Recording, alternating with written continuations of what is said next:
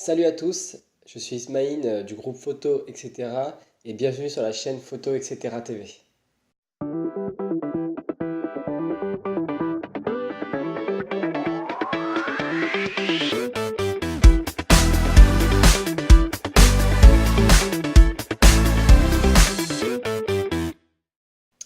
Aujourd'hui avec moi on va parler matos et on va parler logiciel photo.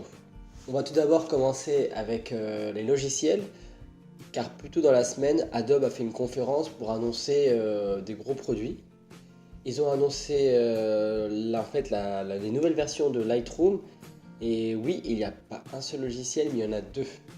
Ils ont annoncé le logiciel Lightroom CC et Lightroom Classic CC. Lightroom CC, je vais en revenir après, je vais en reparler après. On va commencer par Lightroom Classic CC. C'est la version en fait qu'on connaît tous de Lightroom CC qui fait partie du pack de l'abonnement mensuel à 12 €. Et il n'a rien changé, seulement le nom qui passe de Lightroom CC à Lightroom Classic. La formule reste inchangée, on a toujours Lightroom CC avec Photoshop, mais aujourd'hui on a en plus Lightroom CC tout court. Alors pour Lightroom CC tout court, lui c'est un logiciel différent de Classic, c'est basé vraiment sur le cloud. On a un abonnement en fait avec 1 Tera de stockage sur le cloud, un abonnement à 12 € et avec Lightroom CC tout court bien sûr, et on a une synchronisation entre tous nos appareils, entre notre tablette, notre PC, notre téléphone, notre smartphone en l'occurrence. Tant qu'il y a une connexion internet, on peut récupérer nos fichiers et les travailler. Si on les travaille sur un appareil, ça se répercute sur les autres appareils bien sûr. Ça c'est la version Lightroom CC. Cette version est à 12 € par mois et vous propose 1 Tera de stockage. 1 Tera de stockage, c'est pas énorme, mais c'est assez pour pouvoir stocker les derniers travaux, un dernier 2-3 shoots, on va dire 2, et pouvoir les travailler sur les différents supports, comme je disais tout à l'heure. Tout se synchronise comme je disais, il n'y a pas de souci de ce côté-là. Ensuite, la formule qui est toujours dispo, la formule standard, Lightroom, Photoshop et Lightroom Classic, ces 3 logiciels pour seulement 12 €, 11,99 €, c'est la formule qu'on connaît tous, mais avec Lightroom CC en plus. Et 20 Go de stockage sur le cloud pour pouvoir essayer Lightroom CC. Voilà, on n'est pas obligé de les utiliser, on peut toujours rester sur la version Lightroom Classic et la version Photoshop CC qu'on connaît. Mais on peut quand même vouloir essayer Lightroom CC avec 20 Go. 20 Go c'est encore moins, c'est juste histoire vraiment d'essayer pour y prendre goût ou pas. Si on y prend goût et qu'on veut quand même avoir Photoshop, on a la version complète. Lightroom CC, Lightroom Classic CC et Photoshop CC avec 1 Tera de cloud. Tout ça c'est pour 23,99 €. On dira 24 €. Pour 24 € par mois, vous avez la totale. Les 3 logiciels et le stockage de 1 Tera sur le cloud. Les prix sont pas exorbitants, à savoir que personnellement je pense que Lightroom CC avec le stockage en cloud n'a pas forcément besoin de Photoshop, c'est pas la même clientèle qui va utiliser ces deux logiciels. Surtout que Lightroom CC standard est plutôt orienté mobilité, traitement sur tablette, traitement sur smartphone, voire sur PC, mais pour moi c'est vraiment pas la priorité, c'est plutôt du traitement en mobilité rapide et synchro. Et maintenant on va parler matos, car à l'heure où je tourne cette vidéo, Sony a annoncé un appareil et 2 objectifs. Ils ont annoncé le remplaçant de l'A7R2, c'est logiquement le A7R3 qui est l'appareil orienté studio on va dire, qui reste quand même polyvalent. C'est un appareil qui a un capteur très pixelisé, contrairement à la dernière annonce, le A9 qui est un plus le boîtier reportage de la marque. C'est un boîtier qui a un capteur de 42 mégapixels. Ils sont restés toujours sur un capteur très pixelisé bien sûr, et qui a une plage de ISO de 100 à 32 000. On reste toujours sur un capteur stabilisé sur 5 axes. Ça évite d'avoir un objectif stabilisé. Ça marche hyper bien, ça stabilise pour la vidéo, pour la photo. On permet de gagner 5,5 stops d'après Sony sur cette stabilisation. À voir, à essayer, mais c'est pas négligeable. Le boîtier, petite nouveauté, est pourvu d'un port USB-C en 3.1, donc c'est un port hyper rapide. Donc, ça vous permettra de décharger ces vidéos et ces photos de façon très rapide. Et aussi l'avantage, c'est que le port USB-C permet d'alimenter tout en utilisant l'appareil. Donc quand on utilise en studio, c'est vraiment pratique, on peut alimenter l'appareil, prendre des photos et en même temps synchroniser les photos, pouvoir les regarder sur grand écran ou les traiter dans la foulée. Ensuite, ils ont aussi amélioré l'autofocus, car c'est l'autofocus de l'A9 qu'on connaît presque tous maintenant. Un autofocus qui couvre presque tout le capteur, hyper rapide, avec un tracking au top. L'autofocus couvre 68% du capteur, c'est énorme. C'est l'avantage aussi de l'hybride, c'est de pouvoir couvrir tout le capteur grâce à l'autofocus, avoir un bon suivi. Il shoot à 10 fps, c'est pas l'utilité première de cet appareil, mais ça permet de rendre l'appareil bien plus polyvalent, il peut tout faire.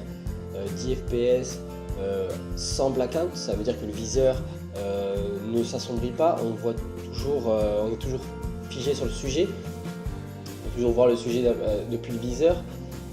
Autre nouveauté en parlant de viseur, c'est le viseur du A9 et aussi du Fuji GFX, donc un viseur en écran OLED, très lumineux, très large et surtout bien défini.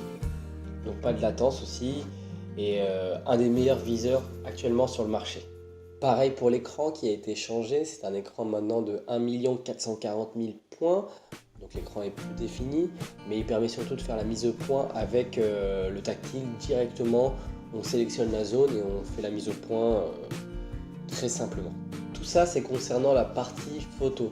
Maintenant, concernant la partie vidéo, l'appareil filme en 4K à 30 images par seconde, mais il peut aussi filmer en Full HD en 1080p à 120 images par seconde. Le gros avantage du 120 images par seconde, c'est de pouvoir faire des ralentis assez propres. Voilà. Il est compatible avec les profils S-Log, ce qui est important quand on fait de la vidéo. C'est vraiment un plus pour pouvoir derrière traiter la colorimétrie des vidéos. L'autre avantage concernant la mémoire, on a 2 slots carte mémoire, 2 slots SD en UHS 2. Donc ça veut dire que c'est 2 slots hyper rapides. Des problèmes de transfert de photos assez lents, qui pouvait arriver parfois avec le A7R2. Là, c'est un problème qui est complètement effacé. Maintenant, on vient au sujet important, c'est le prix et la dispo. Le prix est de 3 500 € chez nous en France et il sera dispo normalement fin novembre. Donc la disponibilité est assez rapide. Maintenant, on va en venir aux 2 objectifs qui sont annoncés. Le premier, c'est un 24-105, donc un train standard en f4. 24-105 f4 stabilisé, il fait partie de la série G. Du coup, c'est la série qui est en dessous de la série G Master. C'est une très bonne série, les séries G. En général, ils ont fait des très bons produits qui sont optiquement assez bien, hyper bien construits, il n'y a pas de souci de ce côté-là. Le 24-105, comme je disais, est stabilisé, il a 2 verres asphériques, 17 lentilles réparties en 14 groupes, voilà, c'est tout le savoir-faire de chez Sony. Et il a un diaphragme à 9 lamelles, voilà. Et voilà, on va attendre ce que ça donne au niveau des résultats, mais bon, pour moi je m'inquiète pas, les séries G sont très bonnes souvent. Et il a un autofocus très rapide, un autofocus silencieux. Concernant le poids, il pèse 700 grammes et il fait 11 cm de long. C'est dans la norme, c'est dans les poids de train standard de cette focale là. Le 24-105, c'est une optique qui est vraiment pratique, qui peut servir pour beaucoup de choses, qui est assez polyvalente.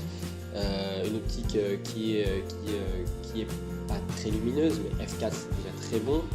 Et concernant le tarif, Sony le vend pour 1350 €.